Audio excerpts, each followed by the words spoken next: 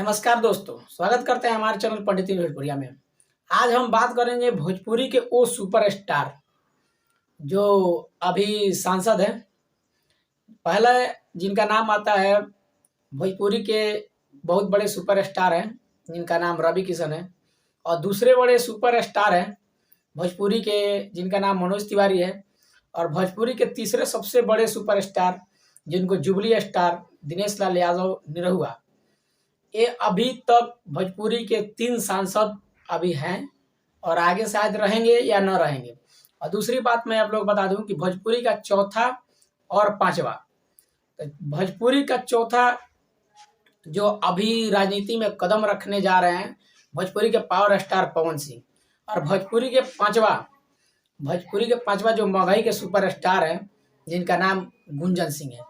दरअसल मैं आप लोग बता दूं कि भोजपुरी के ये चारों सुपरस्टार जो हैं वो संसद में आखिर क्या कर पाएंगे। दरअसल मैं आप लोग बता दूं कि जब से ये लोग सांसद बने हैं, भोजपुरी के तीनों सुपरस्टार रवि किशन, मनोज तिवारी और दिनेश लाल यादव निरहुआ जी, अभी तक इन लोगों का कोई मैं ऐसा वीडियो नहीं देखा जो पब्लिक के बीच में जाकर काम करे।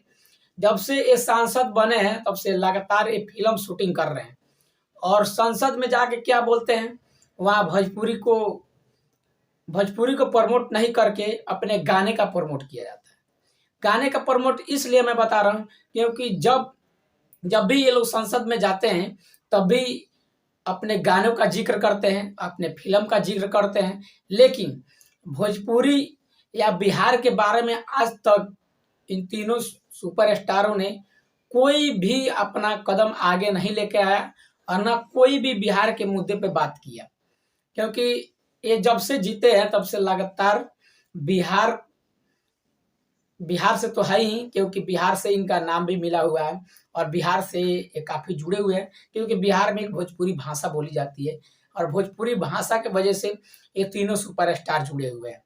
और भोजपुरी के जुबली स्टार दिनेश लाल यादव निरहुआ जी, जिनको अभी आजमगढ़ से टिकट मिला हुआ है, तो ये भी कोई खास काम करते हुए नजर नहीं आए थे। इसलिए नजर नहीं आए थे क्योंकि अभी यूपी में जो आजमगढ़ का क्षेत्र है, वहां में अभी तक दिनेश लाल यादव निरहुआ जी को कोई काम करते हुए सोशल मीडिया पर कभी उनका वीडियो नहीं आया।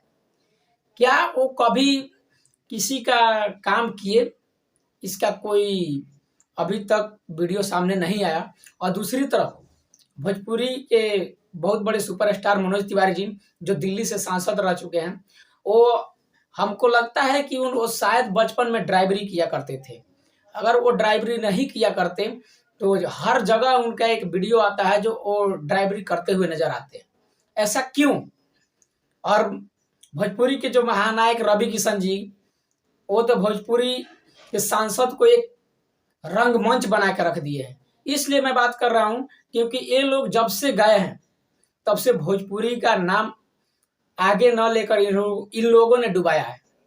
और बिहार के मुद्दे जहां से भी जीतते हैं वहां के मुद्दे ये कभी नहीं उठाते, क्योंकि ये संसद में जाते ही ये अपना गाना और फिल्म और भोजपुरी भाषा की तो बात ही ने मत कीजिए, क्योंकि भोजपुरी भाषा से ये तीनों लोग काफी जुड़े हुए हैं, लेकिन आज तक भोजपुरी भाषा को 8वीं अनुसूची में डालने के लिए आज तक कभी इन लोगों ने आवाज नहीं उठाया।